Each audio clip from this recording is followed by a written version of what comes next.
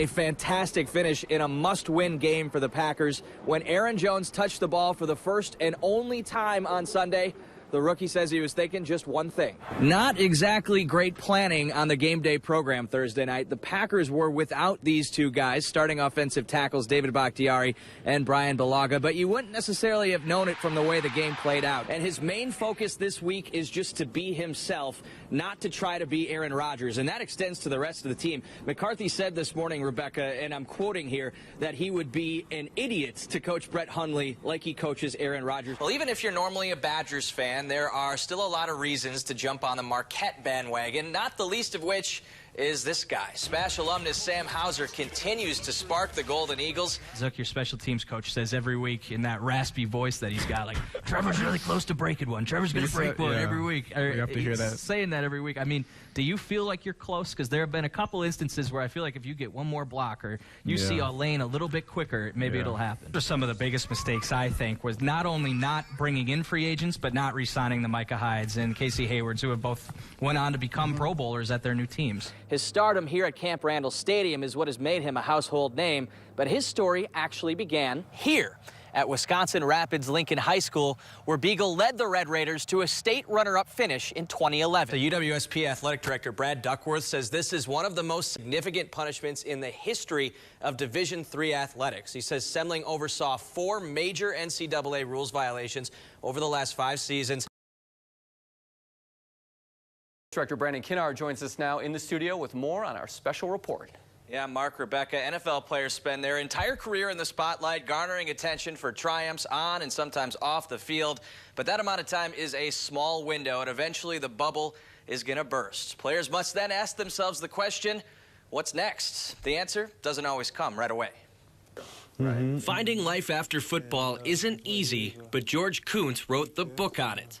Literally. Is there life after football, surviving the NFL? The former Packers linebacker and Super Bowl 31 champion is traded in his pads. George Kuntz made a diving interception. For books.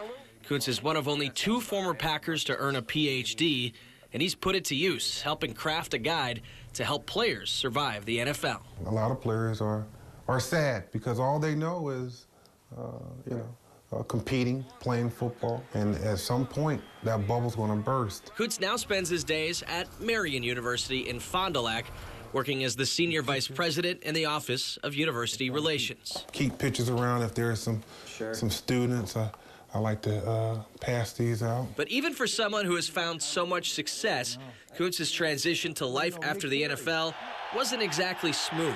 Like many players, he struggled to find his place after a 10-year professional career. I struggled big time with depression, and it was really, really tough. I had to go through counseling. Depression that ultimately culminated in a serious car wreck in 2003. Kuntz says he took a curve at 75 miles an hour just to see what would happen. He walked away, but his life was changed forever. How big of a wake-up call was that for you? That was a huge wake-up call, because after that incident, that's when I said that my football playing days is over with. That's behind me. Let's move forward. And that was the new George.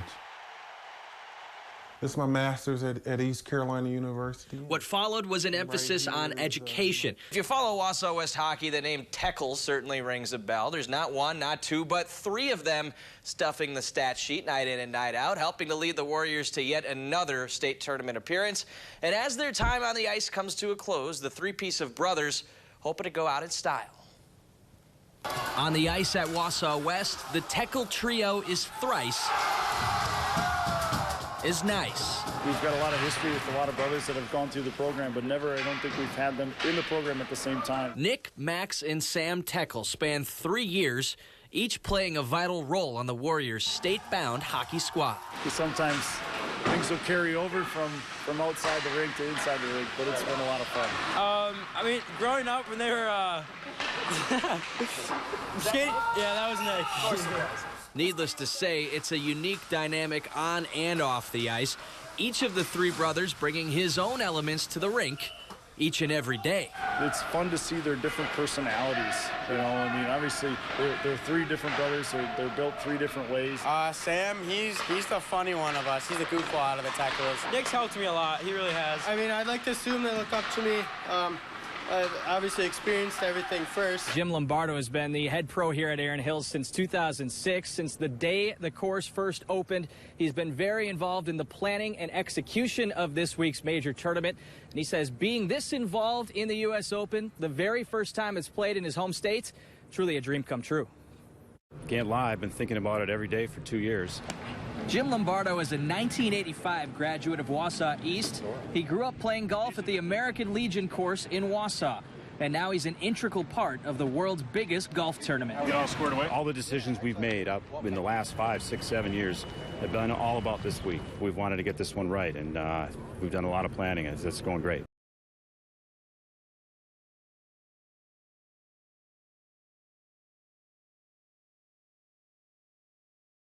What a fantastic finish in a must